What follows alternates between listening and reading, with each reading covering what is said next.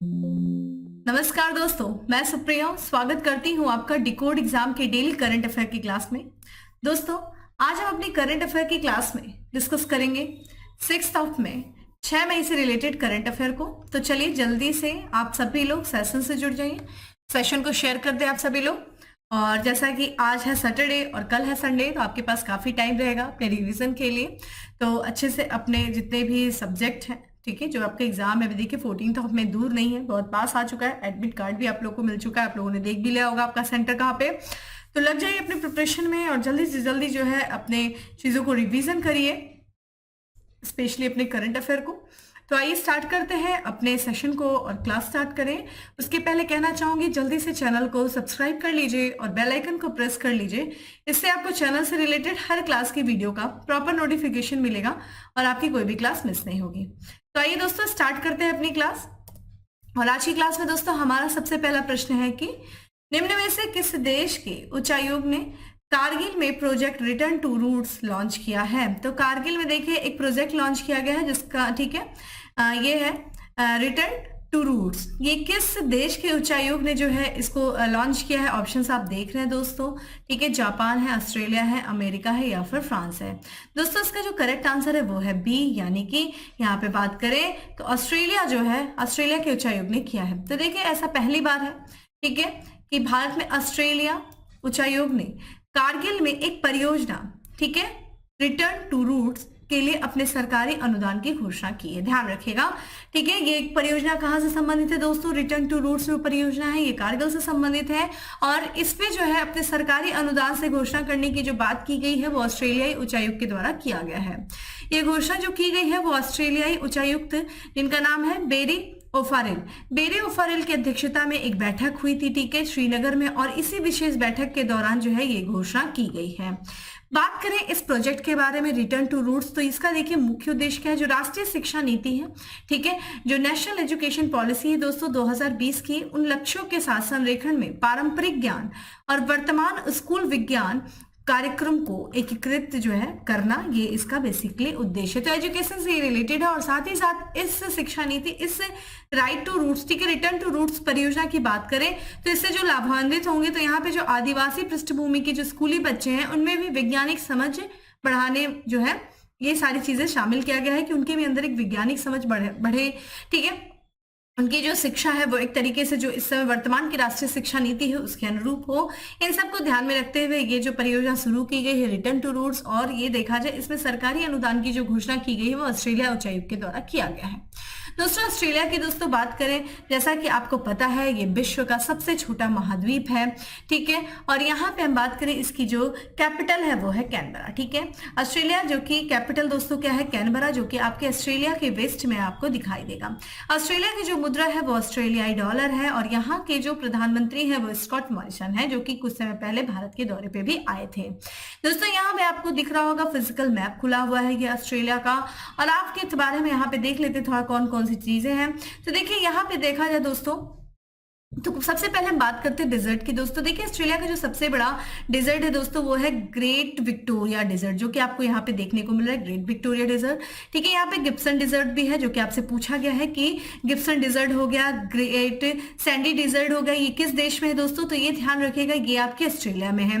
यहाँ पे अगर हम बात करें, देखिए यहाँ पे तनामी डिजर्ट भी आपको देखने को मिल सकता है, ठीक है, सिम्पसन डिजर्ट, ठीक है, सिम्पसन डिजर्ट, तो ये कुछ महत्वपूर्ण डिजर्ट है। देखिए ऑस्ट्रेलिया का जो पश्चिमी क्षेत्र है वहां पे जो है बहुत ज्यादा डिजर्ट देखने को मिलता है, ठीक है। और यहाँ पे जो है कई बार आपसे ये पूछा गया है ये सारे प्रश्न। यहाँ पे अगर आपसे पूछ दे कि किम्बरले प्लेटू जो है वो किस देश में है, ये भी ध्यान रखिएगा ये ऑस्ट्रेलिया में है, ठीक है। यहाँ पे आपको प्लेटू देखने को मिल रहा है, ठीक है। और साथ ही साथ यहाँ पे देखिए नुब्ला बोर्ड जो है प्लेन है वो भी ऑस्ट्रेलिया में। देखिए यहाँ पे आपको देखने को मिलेगा ऑस्ट्रेलिया के पूर्वी तट पे देखिए ग्रेट बैरियर रीफ, जो कि कोरल रीफ है, दुनिया का सबसे बड़ा जो बैरियर जो है कोरल रीफ है वो किस देश में स्थित है दोस्तों, तो ये भी ध्यान रखिएगा ये ऑस्ट्रेलिया के जो है पूर्वी तट पे स्थित है। ग्रेट डिवाइडिंग रेंज भी देखने को आपको मिलेगा कहां पे दोस्तों, ये देखिए ग्रेट डिवाइडिंग रेंज जो है ये भी ऑस्ट्रेलिया में स्थित है, ठीक है। ऑस्ट्रेलिया की दोस्तों बात किया जाए तो ये विश्व का सबसे छोटा महाद्वीप है और यहाँ की जो सर्वोच्च शिखर है जिसका नाम है माउंट किसोउस्को, ठीक है। माउंट किसोउस्को जो है ये ऑस्ट्रेलिया के सर्वोच्च शिखर है। प्रमुख नदियों की बात करें तो मूरे है, मोरोविंगे है, डार्लिंग है, लशनन है, कूपर क्रिक है, पारो है, ठीक है। और बात करें जो मूरे नदी है, ठीक है, जो कि आपको देखने को मिलेगा मूरे नदी दोस्तों यहाँ पे जो कि आपको देखने को मिलेगा दक्षिण पूर्वी क्षेत्र में आपको देखने को मिलेगा मूरे और डार्लिंग नदी, यहाँ पे आप देख सकते हैं। और ये दोस्तों ऑस्ट्रेलिया की सबसे लंबी नदी है, ठीक है, सबसे लंबी नदी मूरे नदी है। तो ऑस्ट्रेलिया से संबंधित कुछ महत्वपूर्ण तथ्य थे। आते हैं दोस्तों हम अपने अगले प्रश्न पे। दोस्तों हमारा अगला प्रश्न है कि हाल ही में किस राज्य या केंद्र शासित प्रदेश में भारतीय खगोलीय वेधशाला ने आकाश में दुर्लभ अरोरा रोशनी को कैद किया है। देखिए अभी तक हमें देखने को मिलता था नॉर्थ पोल और साउथ पोल में जो है ये अरोरा रोशनी देखने को मिलता था, अरोरा लाइट। जैसे कि हमें देखिए अगर हम नॉर्थ पोल में देखें तो जैसे फिनलैंड में हो गई और जैसे नॉर्वे जो कंट्रीज हो गई वहां पे अरोरा जो है लाइट्स देखने को मिलता था। इसी तरीके से साउथ पोल में देखा जाए तो ऑस्ट्रेलिया वगैरह में जो है ये चीज देखने को मिलती है। अभी हाल ही में देखा जाए किसी राज्य या केंद्र शासित प्रदेश में भारत में, ठीक है, यहाँ पे ये दुर्लभ जो है अरोरा लाइट देखने को मिला है। कौन सा राज्य या केंद्र शासित प्रदेश है दोस्तों? ये है यानी कि लद्दाख। तो दोस्तों लद्दाख में एक पर्वत है, ध्यान रखिएगा, सरस्वती पर्वत, और उसके ऊपर भारतीय खगोलीय वेधशाला ने लद्दाख के आकाश में अरोरा रोशनी को कैमरे में कैप्चर किया। आप यह देख सकते हैं इस तरह की रोशनी होती है, बेहद खूबसूरत लगती है। अक्सर लोग इस रोशनी को देखने के लिए जाते हैं ऐसे कंट्रीज में जहां से ये देखने को मिलता है। बात करें इस रहस्यमय घटना को तो लद्दाख हानले में, ठीक है, हानले में भारतीय खगोलीय वेधशाला से लगे 360 डिग्री कैमरे में जो है इसे कैद किया गया है, ठीक है। और यहाँ पे देखें जिसने यहाँ पे जो है इंडियन इंस्टीट्यूट ऑफ एस्ट्रोफिजिक्स ने देखिए क्या बातें कही है कि सूर्य से एक कोरोनल मास इंजेक्शन, ठीक है, निकला और लगभग 21,60,000 किलोमीटर प्रति घंटे की गति से पृथ्वी के चुंबकीय क्षेत्र से टकराया, ठीक है। और जब ये चुंबकीय क्षेत्र से टकराता है तो ऐसी ही लाइट जो है वो निकलती है। और अभी हाल ही में लद्दाख में जो है इस अरोरा, ठीक है, अरोरा रोशनी को देखने को मिला है, इस रहस्यमय घटना को देखने को मिला है। कोरोनल मास इंजेक्शन के दौरान देखिए क्या है, छोड़ा गया जो आवेशित कण है वो पृथ्वी के निकट पहुंचने पर पृथ्वी के चुंबकीय क्षेत्र में उपद्रव पैदा करता है और ये कण 30 लाख किलोमीटर प्रति घंटे की रफ्तार से जो है वो यात्रा करते हैं। आपको इसमें नहीं जाना है, ये काफी इन डेप्थ चीजें हैं ना, आपसे ये चीजें पूछी जाएंगी। बाकी अगर आपसे बात किया जाए तो अरोरा, ठीक है। चलिए आप मुझे कमेंट बॉक्स में बात बताइए कि जैसा कि मैंने अभी आपसे बताया कि ये घटनाएं नॉर्थ पोल और साउथ पोल में देखने को मिलती है, ठीक है। चलिए आप मुझे बताइए कि नॉर्थ पोल में इसे किस नाम से जाना जाता है और देखा जाए तो साउथ पोल में जो है इसे किस नाम से जाना जाता है। आप ये मुझे कमेंट बॉक्स में आंसर करें, ठीक है। चलिए दोस्तों बात कर लेते हैं लद्दाख से संबंधित कुछ और भी महत्वपूर्ण जो है करंट अफेयर। जैसे कि बात करें फरवरी 2023 में, देखिए लद्दाख में बात करें दोस्तों तो देश का जो है पहली फ्रोजन लेक मैराथन का आयोजन किया गया था, ठीक है। और इस मैराथन की थीम क्या थी? द लास्ट रन, ठीक है। एक्चुअली देखा जाए तो इस फ्रोजन लेक मैराथन जो आयोजन किया गया था ये पर्यावरण के प्रति लोगों को जागरूक करने के लिए किया गया था। और इसका जो आयोजन किया गया था एक प्रोग्राम चलाया गया है, वाइब्रेंट विलेज प्रोग्राम, ठीक है। वाइब्रेंट विलेज प्रोग्राम का जो कि चलाया जा रहा है सीमावर्ती जो क्षेत्र है वहां के जो गांव है उनके विकास के लिए, ठीक है। ये वाइब्रेंट विलेज प्रोग्राम चलाया गया और इसी हिस्से के रूप में जो है ये फ्रोजन लेक मैराथन का आयोजन किया गया था। वही बात करें केंद्रीय मंत्रिमंडल ने, ध्यान रखिएगा, हिमाचल प्रदेश और लद्दाख के बीच जो है सभी मौसम में संपर्क प्रदान करने के लिए एक सुरंग, ठीक है, सिंकुला सुरंग, उसका निर्माण करने की मंजूरी दी है, ठीक है। तो सिंकुला सुरंग देखिए किसको जोड़ेगा? ये हिमाचल प्रदेश और लद्दाख को जोड़ेगा। ये ऑल वेदर जो है कनेक्टिविटी प्रदान करेगा। वही बात करें दोस्तों यायासो, ठीक है, यायासो जो है ये लद्दाख का पहला जैव विविधता विरासत स्थल जो है वो बनाया गया है। तो लद्दाख का पहला जैव विविधता विरासत स्थल दोस्तों कौन है? यायासो है। आइए दोस्तों हम अपने अगले प्रश्न की तरफ बढ़ते हैं। जेल में बंद किस देश की 3 महिला पत्रकारों ने संयुक्त राष्ट्र प्रेस स्वतंत्रता पुरस्कार 2023 जीता है? तो ये संयुक्त राष्ट्र प्रेस स्वतंत्रता पुरस्कार जीतने वाली ये 3 महिला कौन है जो कि वर्तमान में जेल में बंद है और ये किस देश की ये महिला पत्रकार है? तो दोस्तों ध्यान रखिएगा इस समय जो है ईरान ही है ऐसा कार्य करने वाला और ईरान की ये महिला है जिनकी तस्वीर आप स्क्रीन पे देख रहे हैं। और अभी 2 मई को ही जो कि यूनाइटेड नेशन ने घोषणा की है कि जो प्रेस स्वतंत्रता के लिए उसका जो प्रमुख पुरस्कार है, ठीक है, यूनेस्को प्रेस जो है स्वतंत्रता पुरस्कार, ये ईरान में जो 3 महिला जो है पत्रकार है जो कि इस समय जेल में बंद है उन्हें ये प्रदान किया जाएगा।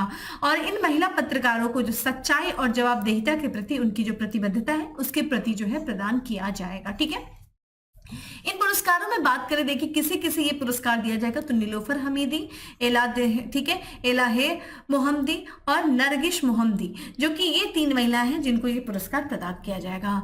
नीलोफर की दोस्तों बात करें तो इन्होंने देखिए, जैसा कि पता है पिछले वर्ष की बात है कि वहां पे देखिए जो है एक 12 वर्षीय जो है महसा अमीन जो कि पुलिस की कैद में थी और उनको कहा जाता है कि उसी दौरान उनकी डेथ हो गई थी। तो इसके बारे में नीलोफर जी ने जो है सारे लोगों को बताया था कि इनके बारे में लोगों को अवगत कराया था, जिसकी जो है पिछले साल जो है मृत्यु हो गई थी। ठीक है, महसा अमीनी। ठीक है, तो इसलिए जो है इनकी बहादुरी के लिए ये पुरस्कार दिया गया है, लेकिन ये वो जो है ये तीनों महिलाएं इस समय जेल में बंद हैं।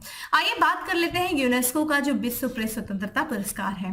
दोस्तों जो इसकी शुरुआत की गई थी वो 1997 में किया गया था और ये पुरस्कार जैसा कि आपको पता है विश्व प्रेस स्वतंत्रता दिवस 3 मई को मनाया जाता है और उसी अवसर पर जो है औपचारिक रूप से यूनेस्को के द्वारा यह पुरस्कार प्रदान किया जाता है।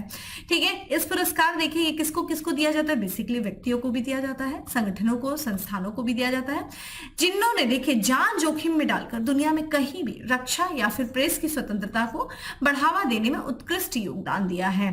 ठीक है, तो जिन्होंने जो है प्रेस की स्वतंत्रता में या फिर रक्षा के क्षेत्र में जिन्होंने उत्कृष्ट योगदान दिया है अपनी जान को जोखिम में डाल करके, ऐसे व्यक्ति, ऐसे संगठन, ऐसे संस्थानों को यह पुरस्कार यूनेस्को के द्वारा प्रदान किए जाते हैं। ठीक है, चलिए आप मुझे कमेंट बॉक्स में बताइए कि अभी हाल ही में जैसा कि हमने बात किया है विश्व प्रेस स्वतंत्रता सूचकांक जारी किया गया है और इसमें इंडिया को कितनी रैंक जो है प्रदान की गई है, इंडिया की रैंक क्या है। ठीक है, किसमें दोस्तों 2023 के, ठीक है, वर्ल्ड प्रेस फ्रीडम इंडेक्स में, वर्ल्ड प्रेस फ्रीडम इंडेक्स में बता दीजिए और पहले स्थान पे कौन सा कंट्री है ये भी मुझे कमेंट बॉक्स में आंसर करिए। चलिए बात करते हैं हम अपने अगले प्रश्न की। हाल ही में किस राज्य में बिहान मेला मनाया गया? ठीक है, बिहान मेला किस राज्य में मनाया गया? ऑप्शंस आप देख रहे हैं दोस्तों और इसका जो करेक्ट आंसर है दोस्तों वो है उड़ीसा। ठीक है, उड़ीसा जो कि डी आंसर है और बिहान मेला दोस्तों जो मनाया गया है ये उड़ीसा में मनाया जाता है और उड़ीसा में एक जाति है, ठीक है, जनजाति है, ठीक है, नायागढ़ जिले में, जिसका नाम है कोंध जनजाति। तो कोंध जनजातियों के द्वारा मनाया जाने वाला ये मेला है बिहान मेला और बिहान मेले का मतलब बिहान का अर्थ दोस्तों क्या हुआ, बीज। ठीक है, बीज, इसका अर्थ क्या हुआ, बीज उत्सव। ठीक है, तो इस क्षेत्र में, ठीक है, ये जो उड़ीसा का जो नयागढ़ क्षेत्र यहाँ पे जो कोंध जनजाति है इनके जो किसान है इनके द्वारा उगाई जाने वाली जो स्वदेशी फसलें हैं जो किसमें है उन्हीं से संबंधित ये क्या है, ये उत्सव है। वहीं बात करें नयागढ़ के जो है दासपल्ला ब्लॉक के 30 गांव, माफ करें 40 गांव के किसान बिहान मेला उत्सव में इन्होंने भाग लेते हैं।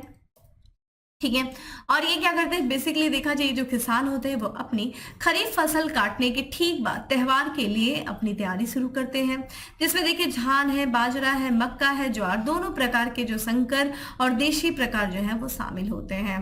ठीक है, तो ये ध्यान रखिएगा जो बिहान उत्सव जो मनाया गया है ये कौंध जनजाति के द्वारा मनाया जाता है, उड़ीसा में मनाया जाता है।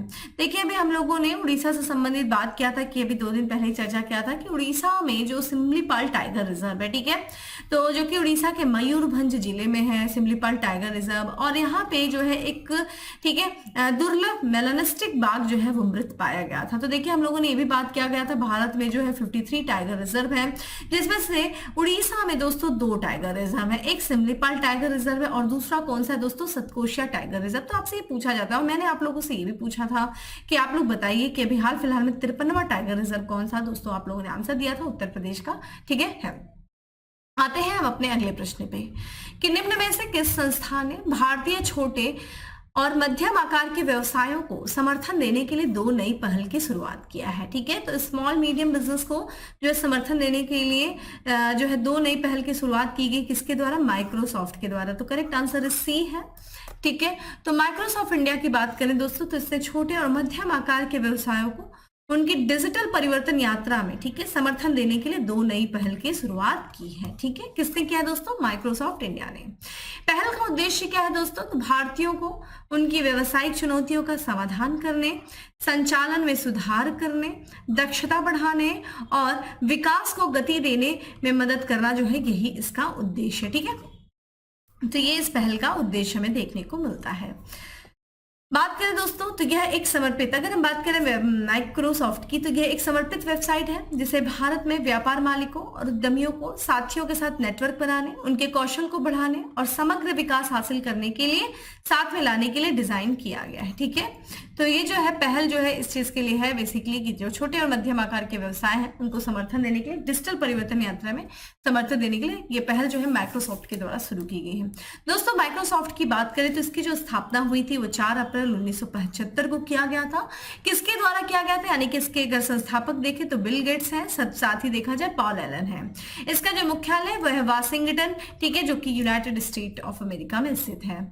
इस कंपनी की बात किया जाए दोस्तों तो ये एक बहुराष्ट्रीय प्रौद्योगिकी निगम है और ये देखा जाए ये Windows operating system, Microsoft office और इंटरनेट एक्सप्लोरर और एज जैसे वेब ब्राउजर जैसे सॉफ्टवेयर उत्पादों को विकसित करने के लिए जाना जाता है। ठीक है, तो यहां पे हमें देखने को मिल रहा है माइक्रोसॉफ्ट कॉर्पोरेशन के बारे में। ठीक है, चलिए दोस्तों अगले प्रश्न की बात करते हैं और हमारा अगला प्रश्न है कि निम्नलिखित में से कौन विश्व बैंक का नया अध्यक्ष चुना गया। बहुत इंपॉर्टेंट है, कई बार इसके बारे में चर्चा भी किया गया था जब इनके नाम की घोषणा की गई थी। ठीक है, किसके द्वारा, राष्ट्रपति, अमेरिका के राष्ट्रपति जो बाइडेन के द्वारा। और इसका करेक्ट आंसर दोस्तों क्या है, बी है, अजय बंगा। तो यहाँ पे ये भारतीय मूल के हैं, ये अजय बंगा जिनकी तस्वीर आप स्क्रीन पे देख रहे हैं और इनको आधिकारिक रूप से देखिए वर्ल्ड बैंक का क्या किया गया, नया प्रेसिडेंट नियुक्त कर दिया गया है और कंफर्म हो गई। इनके नाम का जो नामांकन दोस्तों किया गया था वो पिछले फरवरी में, यानी कि पिछले फरवरी 2023 में अमेरिका के जो राष्ट्रपति हैं जो बाइडेन के द्वारा किया गया था। बात करें दोस्तों तो यहाँ पे इनके नाम का, यानी कि विश्व बैंक के जो 25 सदस्यीय कार्यकारी बोर्ड है उन्होंने जो है इनको जो है अजय बंगा को चुना था। और इनके बारे में बात करें तो ये देखिए ये माइक्रोसॉफ्ट के सीईओ थे। ठीक है, माफ करिएगा, मास्टर कार्ड के। ठीक है, और ये जो अपना कार्यभार संभालेंगे 2 जून से संभालेंगे और अगले 5 वर्षों के लिए, ठीक है, अगले 5 वर्षों तक जो है ये विश्व बैंक के क्या रहेंगे दोस्तों, प्रेसिडेंट रहेंगे। दोस्तों बात करें विश्व बैंक की तो विश्व बैंक देखिए ये पूंजी परियोजनाओं के लिए जो निम्न और मध्यम आय वाले देश हैं उनको क्या करता है, ये ऋण प्रदान करता है, अनुदान प्रदान करता है। ठीक है, तो जो कि स्मॉल और मीडियम जो इनकम वाली कंट्रीज हैं, ठीक है, उनको ये एक तरीके से लोन देता है, अनुदान देता है। ये बात करें ये जो वर्ल्ड बैंक है इसको 2 संस्थाओं से मिला करके बना था, 2 संस्थाओं से बना था। कौन सी ये 2 संस्थाएं, तो इंटरनेशनल बैंक फॉर, ठीक है, रिकंस्ट्रक्शन एंड डेवलपमेंट। वही बात करें दोस्तों दूसरी क्या है, इंटरनेशनल डेवलपमेंट एसोसिएशन। तो इन 2 संस्थाओं से मिलकर के बनाया गया था।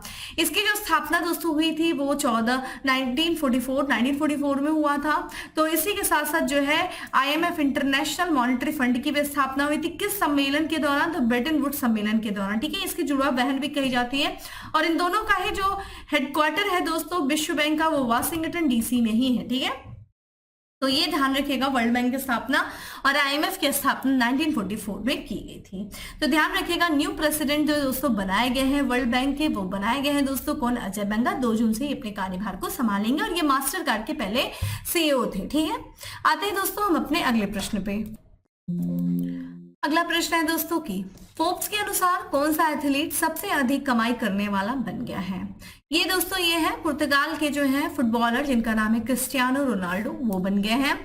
तो ये फोर्ब्स के द्वारा एक जो है सूची जारी की गई है, उसमें बताया गया है कि सऊदी अरब के अल नासा में जाने के बाद फुटबॉल खिलाड़ी जो है क्रिस्टियानो रोनाल्डो जो कि पुर्तगाल के हैं, ये 2023 हेतु दुनिया के सबसे अधिक कमाई करने वाले क्या बन गए हैं, खिलाड़ी, एथलीट बन गए हैं। उन्होंने देखा जाए क्रिस्टियानो ने, तो इन्होंने देखा जाए तो अल नासा के साथ जो कि 175 मिलियन यूरो प्रतिवर्ष के अनुबंध पर हस्ताक्षर किए और ये अनुबंध दोस्तों जो कि 2025 तक समाप्त होगा। और ये देखा जाए तो पिछले जो है 12 महीने में इन्होंने कितनी कमाई की है दोस्तों, आप इनका देख सकते हैं $136 मिलियन इन्होंने कमाई किया है। दूसरे स्थान पे देखा जाए, जो दूसरे स्थान पे है सबसे अधिक कमाई करने वाले एथलीट है तो अर्जेंटीना के जो है लियोन मेसी हैं जिन्होंने $130 मिलियन कमाया है। ठीक है, उसी के साथ ये दूसरे स्थान पे थे। वहीं देखा जाए तो इसके बाद इनके बाद देखा जाए तो किलियन एम्बापे, लेब्रोन जेम्स और केनेले एब्लारोज जो है ये एथलीट आते हैं। तो सबसे अधिक कमाई करने वाले जो एथलीट बन गए हैं दोस्तों वो बन गए हैं क्रिस्टियानो रोनाल्डो। ठीक है, आइए दोस्तों अगले प्रश्न की तरफ बढ़ते हैं कि DRDO, ठीक है, डिफेंस DRDO और भारतीय नौसेना ने किस राज्य के तट से, ठीक है, IL-38 SD विमान से ADC 150 का सफल परीक्षण जो है सफल पहला परीक्षण किया है।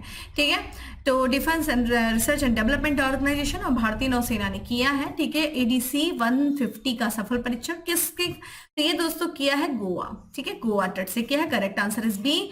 आइए बात करते हैं इसके बारे में। तो यहाँ पे देखिए रक्षा अनुसंधान और विकास संगठन डीआरडीओ और भारतीय नौसेना ने दोस्तों कब 27 अप्रैल 2023 को गोवा के तट से, ठीक है, IL-38SD विमान से एडीसी 150 का सफल परीक्षण जो है वो किया है। ठीक है, कहां से, गोवा से किया है। बात करें एडीसी 150 दोस्तों, तो ये स्वदेशी रूप से डिजाइन इसको किया गया और साथ ही साथ विकसित किया गया है। और इसकी क्षमता के बारे में देखा जाए तो 150 किलो पेलोड क्षमता वाला ये एयर ड्रॉपवेल, ठीक है, ड्रॉपवेल कंटेनर है। इसके बारे में बात किया जाए, जो इसे विकसित किया गया, इसका जो निर्माण किया गया है, ठीक है, एडीसी 150 कंटेनर का जो निर्माण किया गया है, ये डीआरडीओ की जो 3 प्रयोगशालाएं हैं, ठीक है, उनके द्वारा किया गया है। कौन कौन सी है, ये नौसेना विभाग, नौसेना विज्ञान और तकनीकी प्रयोगशाला विशाखापट्टनम में जो है। अगला देखा, दूसरा जो है aerial delivery research and development, ठीक है, ठीक है, स्टेब्लिशमेंट, जो कि कहा है दोस्तों आगरा में है। और वैमानिक विकास प्रतिष्ठान बेंगलुरु, इन तीनों ही संगठनों ने मिलकर के ये जो एडीसी 150 कंटेनर का निर्माण किया है। ठीक है, तो ध्यान रखिएगा कि अगर ये जो है गोवा के तट से किया गया है, किस विमान से दोस्तों, तो IL-38SD विमान से किया गया है, ठीक है, एडीसी 150 कंटेनर का सफल परीक्षण। दोस्तों बात कर लेते हैं गोवा से संबंधित कुछ और भी करंट अफेयर जो कि हाल फिलहाल में चर्चा में थे। दोस्तों बात करें पिछले महीने यानी कि अप्रैल में 28 से लेकर के 30 अप्रैल तक जो गोवा सरकार का पर्यटन विभाग है, उन्होंने जो कि हेरिटेज फेस्टिवल 2023 का क्या किया है दोस्तों, आयोजन किया है। वहीं देखा जाए मार्च 2023 में 23वें राष्ट्रमंडल कानून सम्मेलन का आयोजन किया गया दोस्तों, कहां किया गया, गोवा में किया गया। वहीं जनवरी 2023 में देखा जाए गोवा सरकार ने the vision for all school I health कार्यक्रम शुरू किया। किस सरकार के द्वारा किया गया, the vision for all school I health कार्यक्रम, ये किया गया गोवा सरकार के द्वारा। वहीं जनवरी 2023 में देखिए गोवा मनोहर अंतरराष्ट्रीय जो हवाई अड्डा है, उसको प्रतिष्ठित best sustainable green field airport पुरस्कार जो है वो प्रदान किया गया है। वही जनवरी 2023 में दोस्तों भारत का जो पहला समावेश उत्सव, ठीक है, जिसका नाम है पर्पल फेस्ट का भी आयोजन दोस्तों जो किया गया था, ये गोवा में किया गया। ठीक है, आते हैं हम अपने अगले प्रश्न पे और हमारा अगला प्रश्न है कि निम्नलिखित में से किस राज्य या केंद्र शासित प्रदेश सरकार ने धूल प्रदूषण को कम करने के लिए ग्रीष्मकालीन कार्य योजना शुरू की है। तो ग्रीष्मकालीन कार्य योजना शुरू किया गया है धूल प्रदूषण को कम करने के लिए, ये दिल्ली सरकार के द्वारा किया गया है। तो करेक्ट आंसर इज दोस्तों डी। तो दिल्ली के जो मुख्यमंत्री हैं दोस्तों अरविंद केजरीवाल, इन्होंने गर्मी के मौसम में जो वायु प्रदूषण है उससे निपटने के लिए कार्य योजना का शुरुआत किया है। कार्य योजना का उद्देश्य देखिए मेन फोकस क्या रहेगा, मुख्य फोकस तो जो धूल प्रदूषण है उसको नियंत्रित करना रहेगा, जो दिल्ली में, ठीक है, वायु प्रदूषण में एक प्रमुख योगदान करता होगा। ठीक है, तो धूल प्रदूषण को नियंत्रित करना होगा दिल्ली में वायु प्रदूषण को कम करने के लिए। ठीक है, तो यहाँ पे जो धूल प्रदूषण है वो दिल्ली में वायु प्रदूषण का एक मुख्य कारक है और उसी को नियंत्रित करने के लिए कार्य योजना शुरू की गई दिल्ली के मुख्यमंत्री जी के द्वारा। इसमें देखा जाए ग्रीष्मकालीन कार्य योजना जो है ये 30 सरकारी विभाग जो है इसमें शामिल है।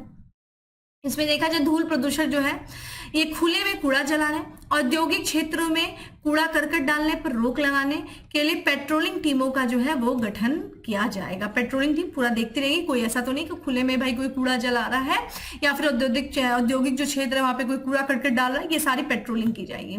यहाँ पे देखिए ये जो 13 वायु प्रदूषण हॉटस्पॉट है वहां पर रियल टाइम विभाजन अध्ययन आयोजित किया जाएगा। इनमें से प्रत्येक स्थान पर एक मोबाइल एयर लैब भी तैनात किए जाएंगे इस कार्य योजना के तहत। रियल टाइम अध्ययन क्या करेगा, ये वायु प्रदूषण में वृद्धि के कारणों की पहचान करेगा और उसको नियंत्रित करने में जो है सरकार का सहयोग करेगा। जब वो पहचान करेगा तो उसको नियंत्रित करना सरकार के लिए आसान हो जाएगा। तो दोस्तों ये था, ध्यान रखिएगा चीजों को कि वायु प्रदूषण पर जो है निपटने के लिए दिल्ली सरकार ने कार्य योजना शुरू की है। आइए आज के लास्ट क्वेश्चन की तरफ बढ़ते हैं कि निम्नलिखित में से किस राज्य की कैबिनेट ने महिलाओं के लिए मासिक प्रोत्साहन राशि को मंजूरी दिया है। तो किस राज्य सरकार के द्वारा, हिमाचल प्रदेश। करेक्ट आंसर दोस्तों ए है।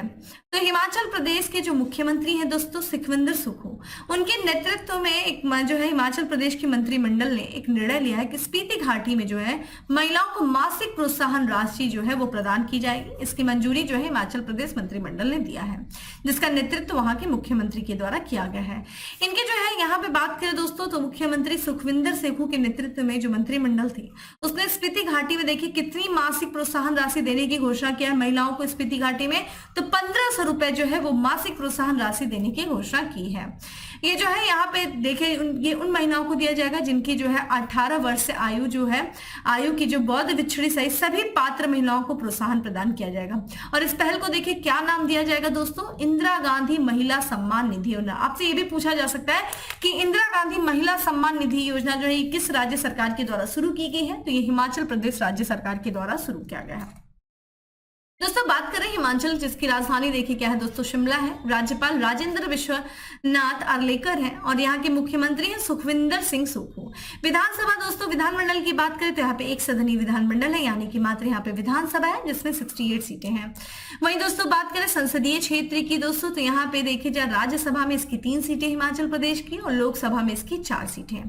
दोस्तों राष्ट्रीय उद्यान की बात करें हिमाचल प्रदेश में कौन कौन सा स्थित है, तो देखा जाए ईदर किला जो है राष्ट्रीय उद्यान है, खीर गंगा है, पिन वैली है, ग्रेट हिमालयन है और सिबलर बारा जो है सिबल बारा, ये सारे जो है राष्ट्रीय उद्यान वहां पे स्थित हैं। झीलों की बात करें दोस्तों तो रेणुका है, पराशर है, रेवलसर है, ठीक है, मैक्चियल है, ब्रिबधु है, ठीक है, ब्रिबधुको, ठीक है, मझियार है, पंडो, ये सब क्या है, ये यहाँ पे झीलें हैं। वही बात की बात किया जाए दोस्तों तो पंडो बांध जो कि व्यास नदी पे, भाखड़ा नांगल बांध जो कि सतलुज नदी पर है, ठीक है। वही बात करें दोस्तों की नाथप्पा झाकरी जो कि सतलुज नदी पर है, वही पोंग दामो जो कि व्यास नदी पर है, चमेरा दामो रावी नदी पर है। तो ये कुछ बांध जो है वो वहां पे स्थित है जो कि हिमाचल प्रदेश में। जलप्रपात की बात किया जाए तो पालनी फॉल्स है और दूसरा देखा जाए तो बुंदला फॉल जो कि यहाँ पे हिमाचल प्रदेश में स्थित है। लोक नृत्य की दोस्तों बात किया जाए तो किकली नृत्य है, माला नृत्य, ठीक है, भंगर नृत्य, दानव नृत्य, ये सब जो है हिमाचल प्रदेश के लोक नृत्य है और यहाँ से दोस्तों स्टैटिक्स पोर्शन पूछे जाते हैं। तो दोस्तों ये था आज का हमारा 10 MCQ। अब दोस्तों बात करते हैं आज के फैक्ट्स ऑफ द डे के बारे में। फैक्ट्स ऑफ द डे में दोस्तों हमारा पहला फैक्ट है कि पूर्व भारतीय मुक्केबाज थे जिनका भी हाल ही में निधन हो गया। क्या नाम था दोस्तों, तो कौर सिंह। वही देखा जाए ब्रिटेन के किंग चार्ल्स तृतीय द्वारा देखिए एक मानद MBE जो है सम्मानित किया गया। MBE से किसे दोस्तों, तो डॉक्टर MN नंद कुमार को सम्मानित किया गया है। वही बैंक ऑफ बड़ौदा के नए प्रबंध निदेशक बने हैं दोस्तों, कौन बने हैं, देवदत्त चंद बने हैं। ब्रिटिश F4 चैंपियनशिप में पदक जीतने वाले पहले भारतीय बने हैं कौन दोस्तों, तो जेडन पेरियार्ड बने हैं। और आज का लास्ट हमारा फैक्ट्स ऑफ द डे है कि कलकत्ता उच्च न्यायालय के मुख्य न्यायाधीश के रूप में नियुक्त किया गया है किसे दोस्तों, न्यायमूर्ति TS शिवगमन, ठीक है, शिवगमनाम को जो है नियुक्त किया गया है कलकत्ता उच्च न्यायालय के मुख्य न्यायाधीश के रूप में। तो दोस्तों ये था आज का हमारा करंट अफेयर। उम्मीद करती हूँ आपको अच्छा लगा होगा। अच्छा लगा है तो लाइक करिए, ज्यादा से ज्यादा लोगों को शेयर करें आप सभी लोग। और डेली करंट अफेयर की जो PDF है वो आपको टेलीग्राम ग्रुप पे मिल जाएगी जिसका लिंक आपको डिस्क्रिप्शन बॉक्स में दिया हुआ है, जाइए डाउनलोड करिए और लग जाइए अपने सेशन पे दोस्तों। फिर मिलेंगे हम अपने अगले सेशन में, तब तक के लिए bye, have a good day, stay safe and stay happy.